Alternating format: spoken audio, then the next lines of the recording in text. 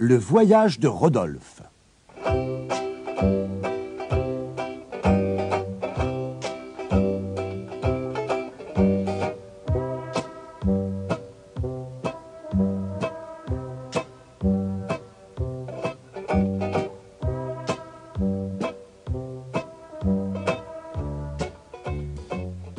Aujourd'hui, Rodolphe réfléchit dans son atelier. Que peut-il inventer? Vous savez, Rodolphe est un rat génial qui crée des machines extraordinaires. Hélas, il a une mémoire vraiment épouvantable.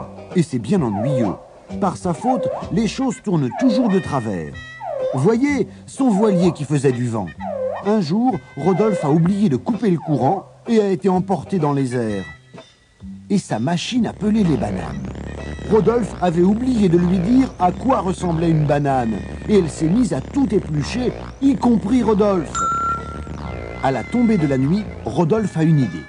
On raconte que la Lune est faite de fromage. Eh bien, je vais construire une fusée pour aller en chercher. Le voilà au travail. Ce n'est pas une petite affaire, vous savez, car les humains se fâchent quand ils leur empruntent des outils. Cependant, sa machine est bientôt prête. Le grand jour est arrivé. Tous ses amis sont venus lui souhaiter bonne chance. Mais en vérité, aucun n'a confiance en ce pauvre Rodolphe. Pas même sa sœur. Même si ça marchait, Gémit-elle. tu oublierais pourquoi tu es parti. Rodolphe est très vexé. Tu te trompes, j'ai fait un nœud à ma queue pour ne pas oublier. Et l'air sérieux et fier, il grimpe à bord de son engin. Vroom, vroom, la fusée s'élance et s'éloigne dans le ciel. Ça marche! S'écrie Rodolphe. Roi de rat, je leur montrerai qu'ils se trompent et je n'oublierai pas le but de mon voyage. Rodolphe est très excité. Il dirige son vaisseau vers la Lune et se demande où ranger le fromage qu'il rapportera. Du fromage. Ce seul mot le met en appétit. Et c'est l'heure du goûter. Il fouille dans tous les placards, mais en vain. Il n'y a pas la moindre miette de gruyère ou de roquefort à bord. Oh là là, couine le rat, j'ai complètement oublié d'apporter à manger. Le pauvre doit se résigner. Il est trop loin de la terre pour retourner y chercher quelque chose à grignoter. L'eau à la bouche, il poursuit donc sa route en rêvant à de gros, très gros morceaux de fromage. Enfin, la Lune est en vue. Mais plus Rodolphe s'en approche, plus il est étonné et déçu. Ça n'a pas l'air d'être du fromage. Ça n'est même pas appétissant du tout. Le vaisseau se pose. Inquiet, Rodolphe en sort. Il a faim, froid et un peu peur aussi. Il goûte une drôle d'herbe rouge et visqueuse. Pouah! Fait-il en la recrachant. C'est dégoûtant. Soudain, il entend des cris affreux. Horreur! Une bande de créatures monstrueuses apparaît derrière les rochers. Elle s'approche du pauvre rat. Et Proteste Rodolphe. laissez-moi partir. Mais les habitants de la Lune l'entraînent en ricanant.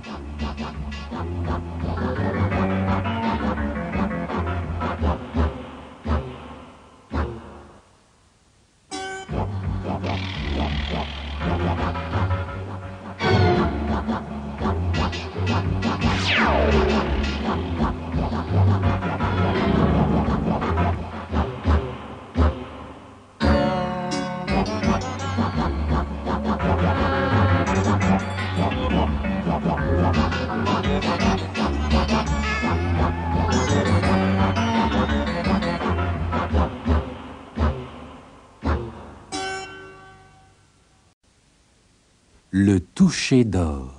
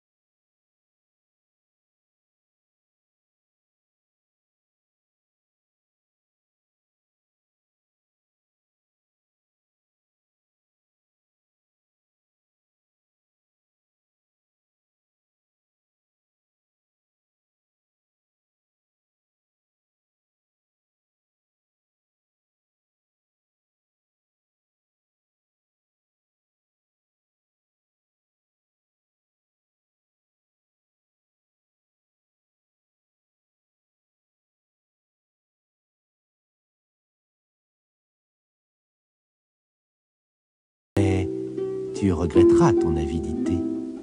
Souviens-toi de mes paroles. Midas était si enchanté de voir son vœu exaucé qu'il rentra vite chez lui pour profiter de son nouveau talent. À peine ses pieds avaient-ils touché le carrosse que celui-ci devint d'or pur. Puis sa tunique, son manteau, ses sandales se changèrent aussi en or. Midas était ravi. Lorsqu'il arriva dans son palais, les portes qu'il toucha se changèrent en or, tout comme les pavés de la cour. Il se rendit dans le jardin et toucha une à une les fleurs. À sa joie, toutes perdirent instantanément leur parfum et leur couleur et se changèrent en fleurs d'or. « Je suis riche, riche! Je suis l'homme le plus riche du monde !» criait Midas à ses serviteurs. « Je vous rendrai tous riches si vous voulez. Regardez, je touche ce mur et le voilà en or. Tout ce palais va devenir en or massif. » En disant cela, il caressa son cheval. Ses sabots résonnèrent une dernière fois sur les pavés d'or, puis le cheval s'immobilisa, pareil à une statue d'or. Il se dirigea alors lentement vers sa bibliothèque, car ses habits d'or commençaient à lui paraître bien lourds. Et il toucha les rayonnages et les parchemins qui se transformèrent immédiatement en or sous ses yeux. « Apporte-moi à manger !» cria-t-il à un serviteur en riant de plaisir. Lorsque le serviteur aperçut les livres en or, les rayonnages et tous les vêtements en or, les colonnes en or, la peinture d'or de son maître, il hésita, stupéfait. Il déposa la nourriture devant le roi, ainsi qu'un bol plein d'eau pour qu'il se lave les mains. Lorsque le roi Midas plongea ses doigts dans l'eau, elle se changea en or massif. Il en eut le souffle coupé et prit un morceau de pain avec précaution. Aussitôt, il devint une pépite d'or. Et quand Midas remplit son verre de vin, lui aussi se changea en or dans le gobelet. Midas commençait à se sentir très inquiet. Un déjeuner en or et son dîner serait certainement en or. Il gémit tout haut et se leva en heurtant son serviteur. Le serviteur ne bougea pas. Il était immobile, comme une statue, fixant le roi Midas de son regard d'or avec ses yeux d'or. Il était en or de la tête aux pieds. À cet instant, ses deux enfants entrèrent dans la pièce. Il les aimait, plus que tout au monde, plus que son or. Midas essaya de les arrêter, mais ils coururent l'embrasser et se transformèrent aussitôt en deux jolies statues d'or massif.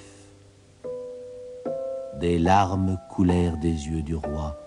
« Gling, gling !» firent-elles en tombant en gouttelettes d'or sur le sol. Midas était désespéré.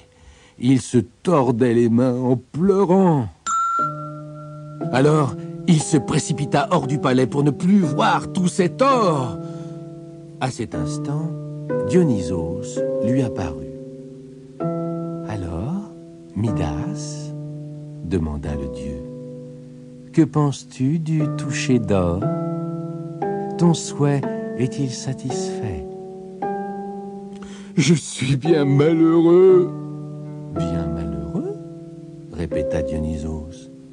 « N'as-tu pas tout ce que tu désires? »« L'or n'est pas tout, » répondit Midas.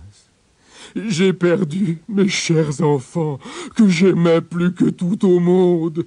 Je vous en supplie, Dionysos, débarrassez-moi de ce terrible don. » Dionysos sourit de voir combien Midas avait changé en un seul jour. Mais il eut pitié de lui. « Va te plonger dans la rivière qui coule derrière le palais. Emporte aussi une cruche. Tu en arroseras tout ce que tu voudras changer à nouveau. » Dionysos disparut et Midas courut jusqu'à la rivière. Arrivé au bord, il hésita. Et si l'eau se changeait aussi en or? Il s'agenouilla lentement et prit de l'eau dans le creux de sa main. Il s'en aspergea et peu à peu, sa tunique redevint légère et douce, tandis que des paillettes d'or glissaient dans la rivière. Timidement, Midas toucha un brin d'herbe près de lui, qui ne devint pas non plus en or. Alors il saisit la cruche qu'il avait apportée et qui s'était instantanément changée en or et la plongea dans la rivière. Elle redevint une simple cruche de terre. Tout joyeux, il la remplit d'eau et courut vers son palais. Son premier soin fut d'arroser les 2 statues d'or qu'étaient devenus ses enfants. Aussitôt sa fille l'entoura de ses bras et le couvrit de baisers. Et son fils se remit à bavarder joyeusement, comme s'il n'avait jamais été changé en statue d'or. Puis Midas courut, inlassablement, de la rivière au palais, plusieurs fois de suite, remplissant à chaque fois sa cruche pour en arroser tout ce qu'il voulait changer. Il aspergea son serviteur, puis son cheval, les murs et les sols du palais, les pavés de la cour, les rayonnages de sa bibliothèque et les fleurs du jardin. Il ne s'arrêta que lorsque tout dans le palais eut retrouvé son apparence normale. Mais une chose empêcha toujours le roi Midas d'oublier le toucher d'or.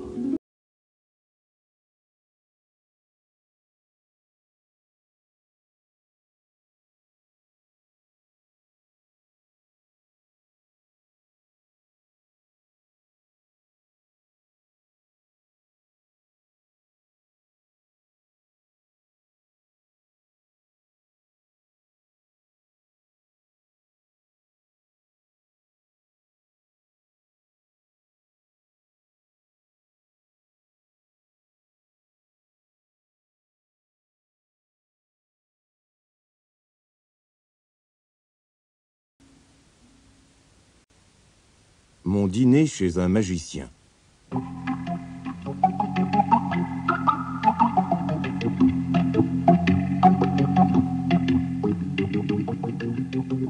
J'ai été invité à toutes sortes de repas extraordinaires dans ma vie. Je pourrais vous raconter mon dîner dans une mine, ou mon déjeuner avec un millionnaire. Mais je pense que vous préférerez celui que j'ai pris un jour avec un magicien. Lorsque j'ai rencontré M. Magnus pour la première fois, j'étais loin de me douter que c'était un magicien. Cet après-midi-là, au moment où je traversais une rue encombrée, un petit homme se jeta presque sous une voiture devant mes yeux. Si je ne l'avais attrapé par le col de son manteau, la voiture l'aurait renversé. Il était persuadé que je lui avais sauvé la vie et décida que je devais dîner avec lui la semaine suivante. Il ne me parut pas spécialement étrange ce jour-là. Je remarquai seulement ses grandes oreilles surmontées chacune d'une touffe de poils. Donc, le mercredi suivant, je me rendis chez lui pour dîner. Je ne vous dirai pas où, car vous pourriez aller le déranger et le mettre très en colère. Il serait alors capable de vous faire une tête comme un chou-fleur ou d'intervertir vos 2 pieds. Quand je frappais, la porte me parut très normale. Mais lorsque je fus à l'intérieur, je découvris une pièce tout à fait extraordinaire. Il y avait 2 tables. L'une était en cuivre avec un très gros globe de cristal dessus. L'autre était taillée dans un énorme morceau de bois avec des emplacements découpés pour les genoux. Et la lumière venait d'une drôle de plante verte dont les fleurs ressemblaient à des ampoules électriques. Mais je les ai touchées, elles étaient froides et lisses. En guise de papier peint, les murs étaient couverts par des rideaux ornés de broderies représentant des hommes et des animaux. Je sais que c'était des broderies parce que je les ai touchées. Mais elles étaient très spéciales, car aussi longtemps que vous les regardiez, ces formes étaient immobiles. Mais lorsque vous les quittiez des yeux, puis les regardiez à nouveau, elles avaient changé. Bien, Dit M. Magnus. vous n'êtes pas impressionnable, n'est-ce pas? Non, pas très, dis-je. Tant mieux. Bon, je vais appeler ma servante, mais je tenais à vous prévenir qu'elle est un peu bizarre. Cela dit, Monsieur Magnus fit claquer le haut de ses oreilles contre son crâne. On aurait dit un bruit d'applaudissement en moins fort. D'un gros pot de cuivre dans un coin sortit ce que je pris d'abord pour un serpent humide. Mais je vis qu'il était orné de ventouses tout du long. C'était le tentacule d'une pieuvre. Elle apparut bientôt tout entière et glissa contre le mur, puis le long du plafond, tenue par ses ventouses. Arrivée au-dessus de la table, elle resta suspendue par un bras et, dès cet autre, elle mit soigneusement la table.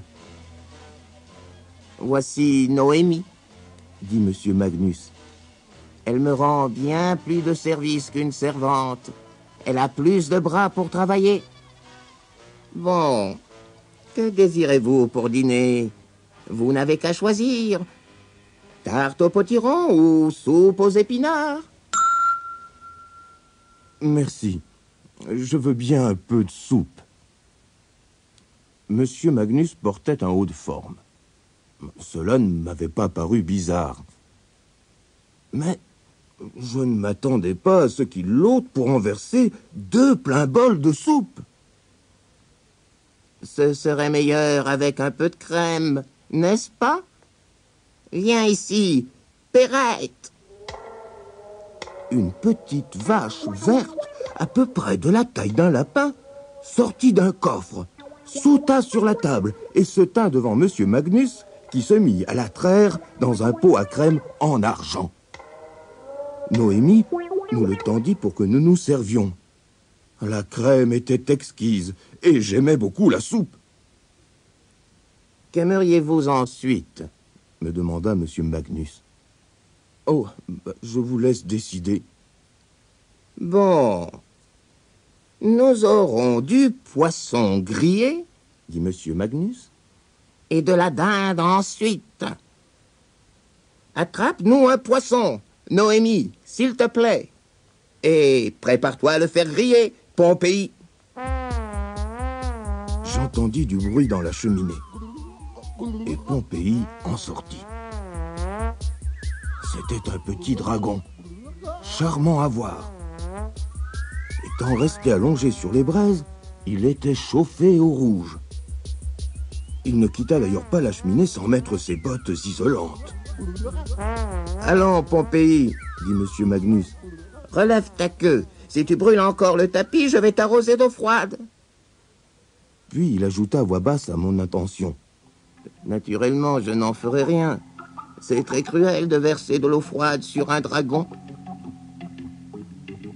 Donc, Pompéi avança en se dandinant la queue en l'air.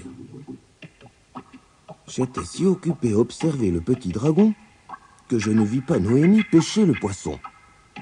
Lorsque je la regardai à nouveau, elle avait fini de le vider et le jetait à Pompéi. Celui-ci l'attrapa avec ses pattes de devant, qui étaient juste à la bonne température pour griller les choses. Noémie lui tendit une assiette et nous servit le poisson encore grésillant.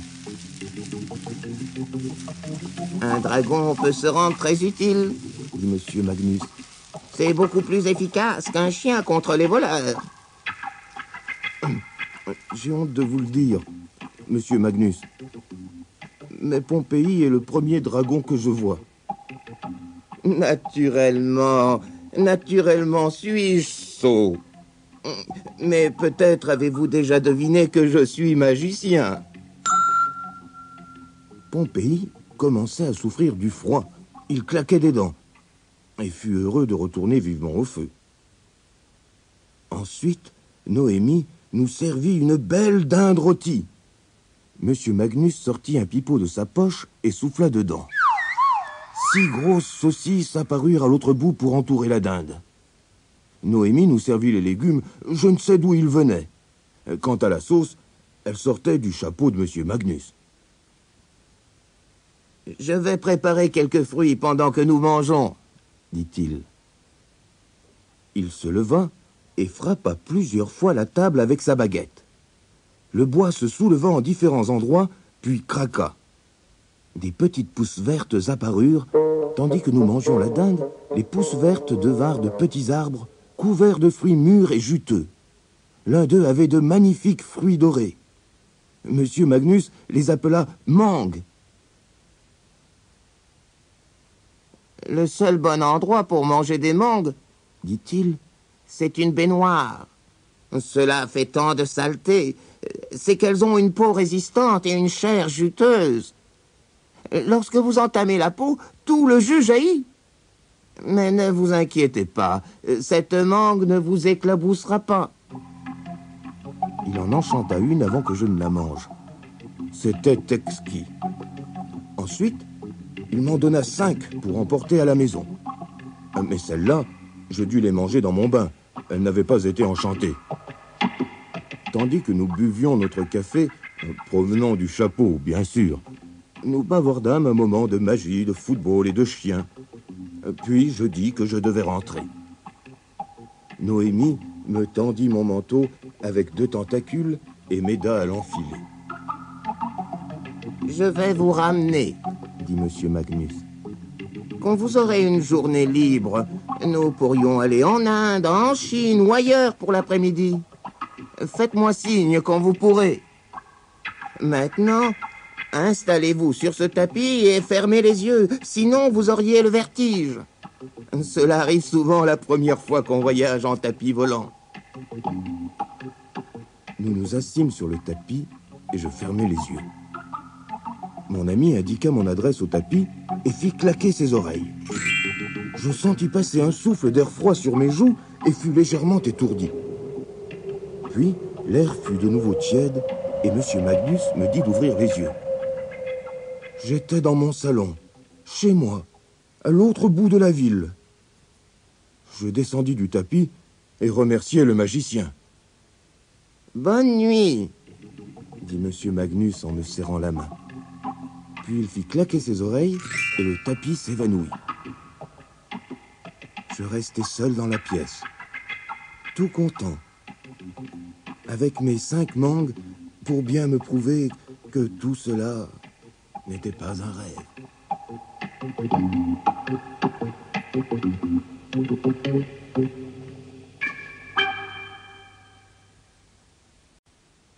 Les cygnes sauvages. Bien loin d'ici, vivait un roi qui était veuf. Il avait 11 fils et une fille, appelée Élisa. Il les aimait tendrement. Et Élisa et ses frères étaient très heureux. Un jour, hélas, le roi se remaria. Sa nouvelle femme était très belle, mais très méchante. Et surtout, elle détestait les enfants. De ce jour-là, la vie d'Élisa et de ses frères changea. Les années passèrent malgré tout et les princes grandirent en courage et en bonté, tandis qu'Élisa devenait plus belle chaque jour. La reine était terriblement jalouse. Elle ne pouvait plus supporter la présence de ses enfants qui avaient tant de qualités. Un matin, elle réveilla les 11 princes de très bonne heure et les mena au fond du jardin. Là, elle les toucha l'un après l'autre sur la joue et leur cria « Devenez de noirs corbeaux et envolez-vous pour ne plus jamais revenir !» Mais les princes avaient le cœur si bon que la magie de la méchante reine ne put faire tout son effet. Au lieu de se transformer en corbeaux, ils se changèrent en 11 magnifiques cygnes sauvages et s'envolèrent sans dire un mot, car les cygnes ne savent pas parler. Ensuite, la reine réveilla Élisa, elle frotta ses beaux cheveux blonds et son doux visage avec du jus de noix, et elle embrouilla sa chevelure au point qu'il était impossible de la reconnaître. Son père, en la voyant, s'effraya et ne reconnut pas sa fille. Croyant que c'était une inconnue qui s'était introduite dans le château, il la chassa. Élisa, sa fille bien-aimée, s'éloigna en pleurant à chaudes larmes. Elle décida de partir à la recherche de ses frères, car elle devinait que c'était la reine qui les avait fait disparaître. Elle marcha pendant des jours et des jours, à travers champs et forêts. Finalement, Élisa arriva sur une plage. Elle se baigna, et l'eau emporta la teinture brune qui la couvrait et lui rendit sa beauté. À ce moment-là, elle entendit des battements d'ailes. 11 superbes cygnes sauvages passèrent au-dessus de sa tête, puis se posèrent majestueusement sur la plage, un peu plus loin. Chaque cygne portait une petite couronne dorée sur la tête. Le soleil déclina à l'horizon et les étoiles se mirent à briller dans le ciel. Alors, les cygnes se dépouillèrent de leurs plumes et la princesse reconnut ses frères. Elle poussa un cri de joie et courut les rejoindre. « Élisa, c'est toi. C'est vraiment toi, quel bonheur. Tu as pu échapper à la méchante reine. » Élisa embrassa chacun de ses frères et leur proposa de rentrer au château. Les 11 princes se regardèrent tristement. « Impossible, Élisa. La nuit, nous redevenons des êtres humains, mais dans la journée, nous sommes transformés en cygnes sauvages par le pouvoir magique de la reine. Nous n'avons le droit de visiter notre pays natal qu'une fois par an. Nous sommes revenus dans l'espoir de te voir. De l'autre côté de la mer, il y a un très beau pays. C'est là que nous nous réfugions. Mais il nous faut traverser la mer le plus vite possible, car la nuit, nos ailes disparaissent. Sur la mer, il n'y a pas une seule île, seulement un rocher, où nous tenons à peine les uns contre les autres et où nous passons la nuit.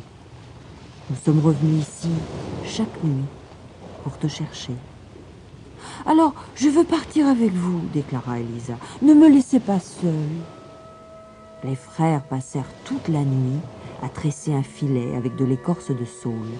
Et quand les premiers rayons de soleil étincelèrent sur l'océan, les 11 princes se métamorphosèrent en cygnes et prirent dans leur bec le filet où Élisa s'était installée.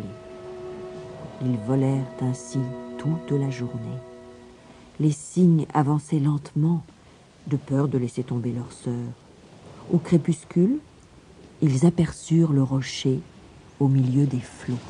D'un moment à l'autre, ils allaient redevenir des humains incapables de voler. Les 11 cygnes battirent des ailes le plus vite possible, et à l'instant même où ils se posèrent, leur plumage blanc disparut. Pendant toute la nuit, Élisa et ses frères se serrèrent les uns contre les autres pour ne pas être emportés par les vagues. Au petit matin, les princes, à nouveau transformés en cygnes, continuèrent leur voyage. Enfin, ils arrivèrent dans leur refuge, épuisés, mais sains et saufs. Ils déposèrent Élisa devant une grotte. Les jours passèrent. Tous les matins, les cygnes allaient chercher de la nourriture. Parfois, ils rentraient en tremblant et l'un d'eux disait à la princesse « Le roi de ce pays a failli me tuer. Regarde, sa flèche m'a égratigné le dos. » Élisa aussi tremblait pour eux. Elle cherchait désespérément un moyen de les délivrer du maléfice de la reine. Un jour, en se promenant, elle entra dans un cimetière.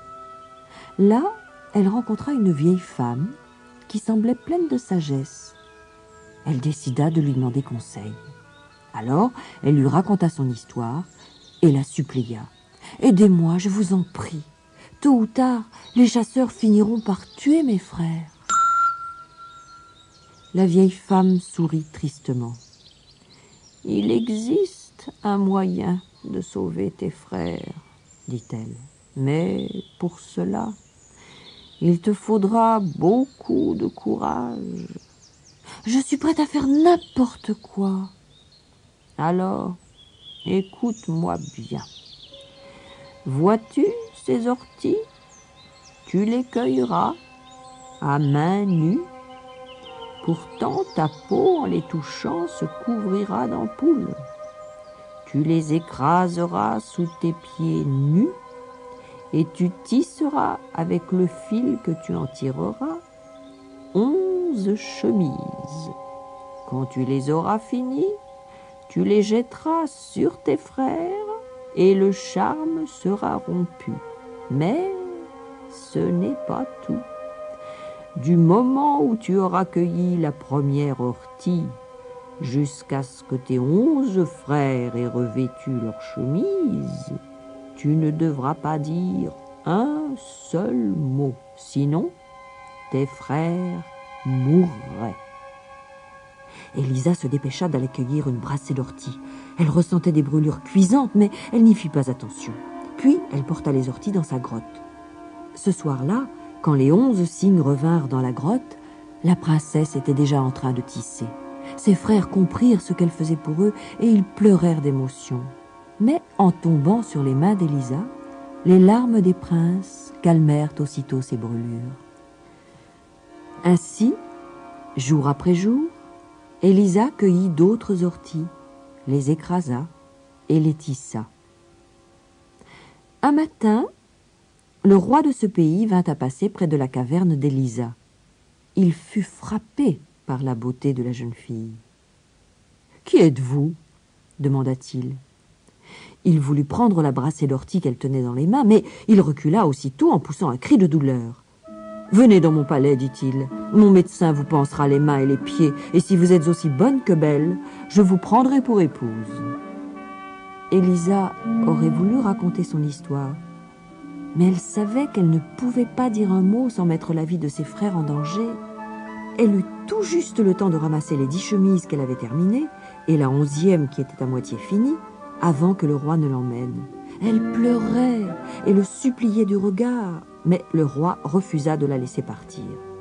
Elle était si belle. Le roi enferma Élisa dans une chambre et fit appeler son médecin. « Elle est muette et ses mains et ses pieds sont couverts de cloques. Pouvez-vous la soigner ?»« Peut-être, » répondit le docteur. « En tout cas, je vais lui donner une lotion pour calmer la douleur. » Quand les 2 hommes arrivèrent dans la chambre, celle-ci était vide. Élisa s'était échappée. Tous 2 la suivirent jusqu'au cimetière. Cachés derrière des tombes, ils la regardèrent cueillir des orties. « C'est une sorcière », chuchota le médecin.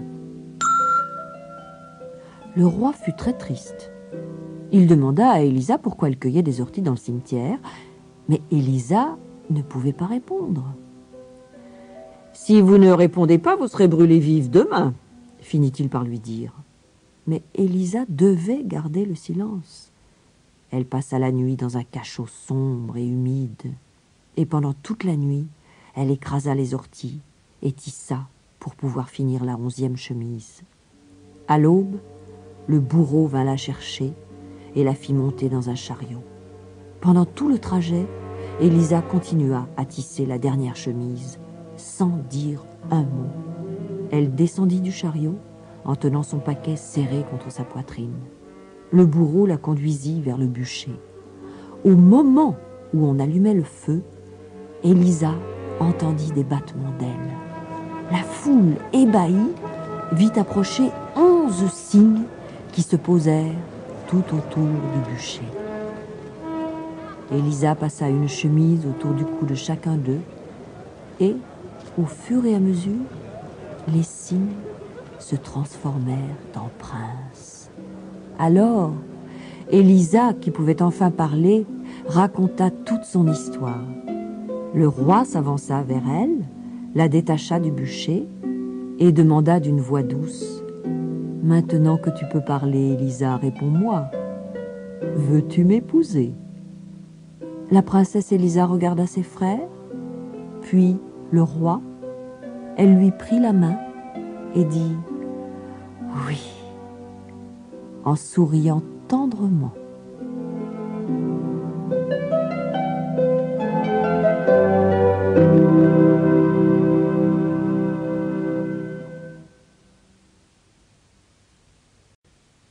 Hirondin chasse la courgette.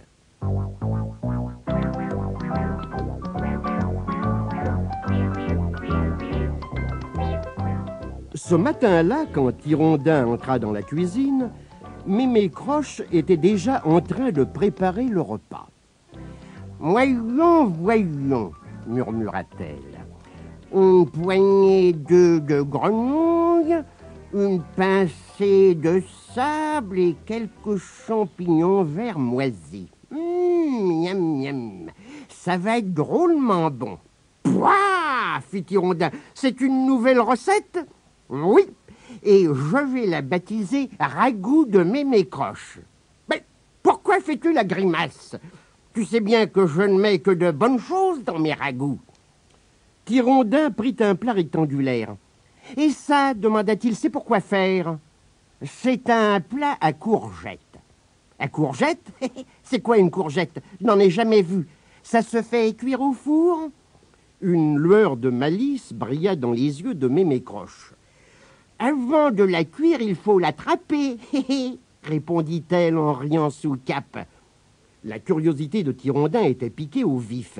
Il demanda encore « Mais à quoi ça ressemble une courgette? Ça a 6 cornes, 3 yeux et une jambe de bois ?» Oh là là!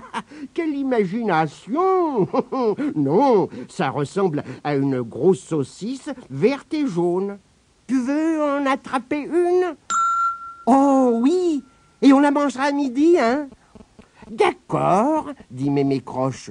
Tiens, prends cette boîte en carton pour l'attraper et emmène ton araignée magique avec toi. Abigail, l'araignée magique, sortit du chapeau de Hirondin qui lui servait de maison pour essayer de jeter un sort à Mémécroche.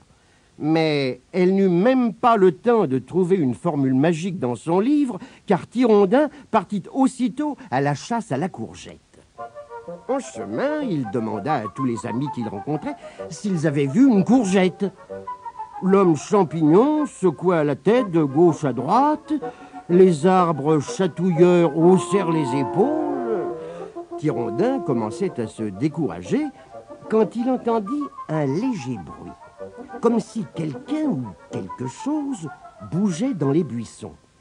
Vite, il installa son piège. Il posa la boîte par terre en l'appuyant contre un bâton, puis il noua une corde autour du bâton et alla se cacher derrière un tronc d'arbre en tenant le bout de la corde. Hirondin attendit patiemment. Le bruit devint de plus en plus fort et finalement, une sorte de grosse saucisse verte et jaune pénétra dans la clairière. Ah! C'était une courgette. Elle avança en se dandinant, heurta un tronc d'arbre, recula, trébucha sur une racine, puis se dirigea vers la boîte et... « Je la tiens !» s'écria Hirondin. Il tira sur la corde pour faire tomber la boîte sur la courgette. Il fut tout étonné de n'entendre aucun cri de rage et de ne pas voir la boîte se soulever ou s'agiter dans tous les sens. Hirondin s'approcha doucement et colla son oreille contre la boîte. Alors, il entendit de toutes petites voix qui criaient « Au secours! Au secours !» Hirondin souleva doucement la boîte et découvrit une multitude de petites fourmis autour de la courgette. « Sauf qui peut !» crièrent les fourmis. « N'ayez pas peur, dit Hirondin. Je ne veux pas vous faire du mal. Je voulais simplement attraper la courgette. » Les fourmis se mirent à rire si fort qu'elles roulèrent au sol. On ne peut pas attraper une courgette, déclara la cheftaine des fourmis. C'est un légume. Nous étions en train de la transporter. Alors, Hirondin comprit que Mémécroche s'était moqué de lui et il rougit de sa bêtise. « Mais que vouliez-vous faire avec une courgette ?» demanda-t-il aux fourmis. « Viens avec nous au bord du ruisseau, tu verras toi-même. » répondit la cheftaine des fourmis. Toutes les fourmis grimpèrent sur le chapeau de Hirondin et il se dirigea avec elle vers le ruisseau. Chemin faisant, il demanda à la cheftaine « Comment t'appelles-tu » ?»« Mi-chef, c'est une abréviation pour fourmi-chef. » Pendant ce temps, les fourmis couraient dans tous les sens sur le chapeau de Hirondin. Alors, Abigail se fâcha tout rouge. « Je suis chez moi ici !» grogna-t-elle. « Ce n'est pas un hôtel !» Et elle ferma sa porte d'un geste rageur. Dès qu'il arriva au bord du ruisseau, Hirondin devina pourquoi les fourmis étaient allées chercher une courgette. La pluie avait fait monter le niveau de l'eau et le ruisseau menaçait de déborder. Or, la fourmilière était juste sur la berge et risquait d'être détruite. La courgette, c'était pour faire une digue et empêcher la fourmilière d'être inondée, Exactement. répondit Michef. C'est gros, une courgette, et en même temps, ce n'est pas trop lourd pour nous. Je connais quelqu'un qui pourra vous aider, dit Hirondin. Il frappa à la porte d'Abigail. Je n'ouvrirai pas, et je n'ai pas l'intention de me laisser envahir par les fourmis, grogna son araignée magique. Mais enfin, Abigail, réfléchis. Si tu aides les fourmis, elles resteront ici, au bord du ruisseau, expliqua Hirondin. Bon, ça va. Je vais trouver une formule magique dans mon livre. Voilà justement ce qu'il nous faut. Abigail agita sa baguette magique en prononçant ces paroles. Dadélé, dadélo, dodo, lariro, qu'un barrage arrête l'eau du ruisseau. Les fourmis crièrent de joie en voyant jaillir des gerbes d'étincelles bleues tout autour d'elles. Puis elles poussèrent un cri d'horreur. La fourmilière avait disparu. J'ai dû encore une fois me tromper, soupira Abigail.